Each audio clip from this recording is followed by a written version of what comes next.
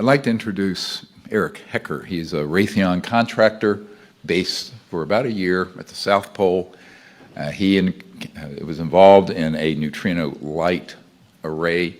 He has an enormous amount of information, but in the interest of time, we'll be brief. Thank you, Mr. Hecker.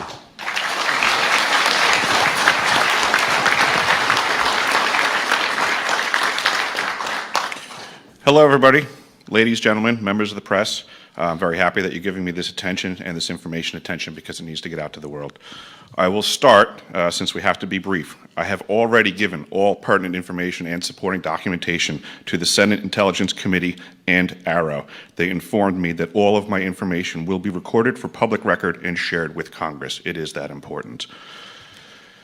In 2010, I was selected to go down to the South Pole Station in Antarctica for an entire year by Raytheon Polar Services as an employee of a third-party contractor for the National Science Foundation. I function in a dual-role capacity as a tradesman and a firefighter. My responsibilities required me to be more informed than most of my crew and offered me complete access to the facilities. What I learned from this unique experience needs to be shared with the entire world. The technology at the South Pole Station certainly can do what it is presented as its primary purposes, and unfortunately, much more. The IceCube neutrino detector is presented as a passive listening device for the purposes of the science as presented. But I'm going to skip right through the chase, folks. I have provided documentation that proves that the 5,160, what they call DOMs, that are embedded in the ice can actually transmit at 2,047 volts each. That gives us a long list of things to consider. It is effectively a multifaceted directed energy weapons platform that I will list rapidly a few things that it can do.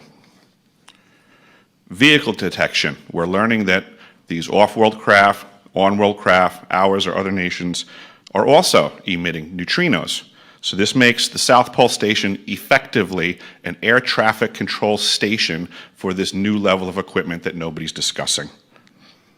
In addition to the ability to detect neutrinos and the exotic vehicles, I have provided documentation that shows that this is also a system for faster-than-light communications. In the past, Gary McKinnon has hacked NASA, found the off-world fleet, the list of captains, and it's apparent that if we have faster-than-light vehicles moving throughout the system, we're going to need faster-than-light communications. This is that facility. Unfortunately, I have other bad news. The season that I was there, 2010 to 2011, we converted from construction to operations and maintenance in both the elevated station and the detector array. Unfortunately, when they first fired it up, that was when we had the earthquakes in Christchurch, New Zealand. There was 2 incidental shots before they were able to target it correctly. This is an earthquake-generating device as well. This is the weapons of war that we have to deal with now and what Raytheon's hiding. There's an ELF system at the South Pole Station that when I arrived, I was told it was off, dismantled, and completely defunct. In my work, I will rapidly just tell you, I had to figure out the circuitry for certain other repairs, and I found that this system is in fact completely energized, up and running, and being utilized with the other systems for nefarious purposes as well.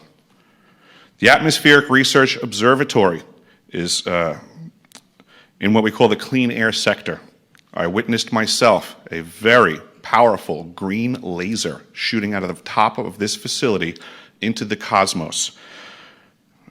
This, I believe, is a secondary form of long-range communications and or a defense system.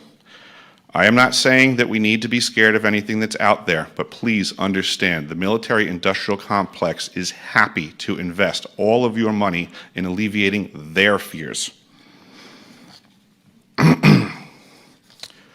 A question of power comes into play for all of these facilities that are present. I assure you, I knew what was going on, I knew the load demands of the facility, and all of these new items exceed the demand for the systems that I was presented.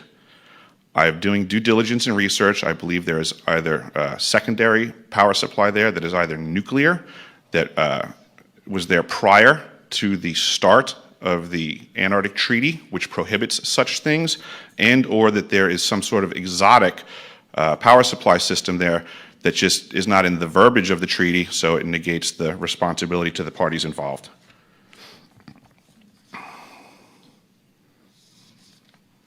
I think that pretty much covers it for time. If anybody wants to find out more, I have a website where all this information is at. For brevity, I'll wrap it up, but you can go to deciphering.tv. I've documented all of this stuff, and information is available. Awesome. Thank you.